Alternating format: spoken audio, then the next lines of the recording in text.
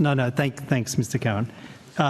In the lead up to the 8 February election, I was part of a panel which contained far more august elected representatives from the United States and other democracies, chaired by UK human rights barrister Michael Pollack, where we heard some extremely chilling testimony of intimidation and violence, particularly against women candidates, targeting them and targeting their partners and targeting their families and their kids. Have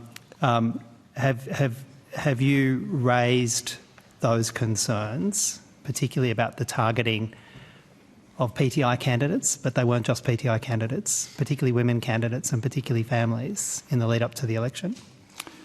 Senator, the High Commissioner in Islamabad has been very active, calling on a very wide range of stakeholders. We have been making clear that the elections need to be free, fair, inclusive and credible, and I think, as we spoke last time, the kind of things we pointed to in terms of being credible were being free of violence, being participated in by a competitive field of political parties, reported on by an open media and held in accordance with Pakistan's own constitution. So those kind of general principles were made about, including about participation. The specific question you raise about targeting of women candidates, I'd have to take on notice if that's a particular question of yours. Just given the shortness of time, I might table that report that was produced and ask if on notice you could review it, and if the concerns raised in that report are consistent with the concerns that have been raised with the High Commission, and if so, how they've been addressed, Mr. Cowan. And I'll just table that report.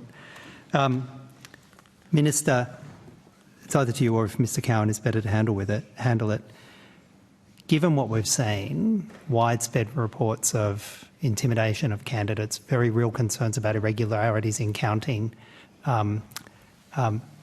what steps are you taking, what steps can Australia take to encourage the Pakistani political class, if you like, to form a government that genuinely represents the democratic will of the Pakistani people?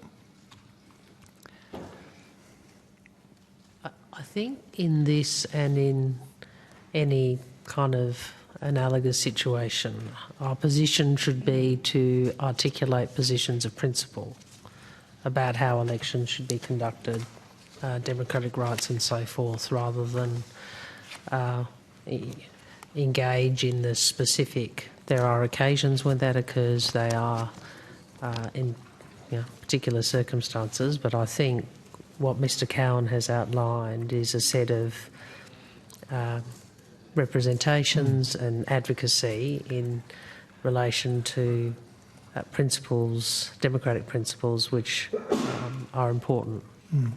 In this case, Minister, the US State Department has come out and called for a full investigation into electoral interference.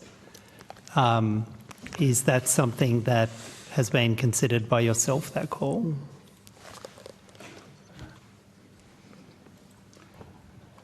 Senator, I would perhaps refer back to my earlier comments to say that what we have focused on is making clear to the full range of stakeholders in the Pakistani political process, that's the various parties involved, the caretaker foreign minister, the foreign ministry, cabinet secretary, the caretaker prime minister and a range of other ministers, our expectations about how elections in Pakistan ought to be carried out.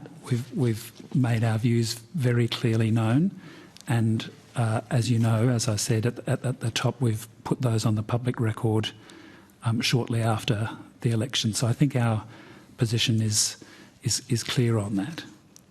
All right. Just given the time, Minister, I'll move on to the issue of Tuvalu. And I don't know if right officials need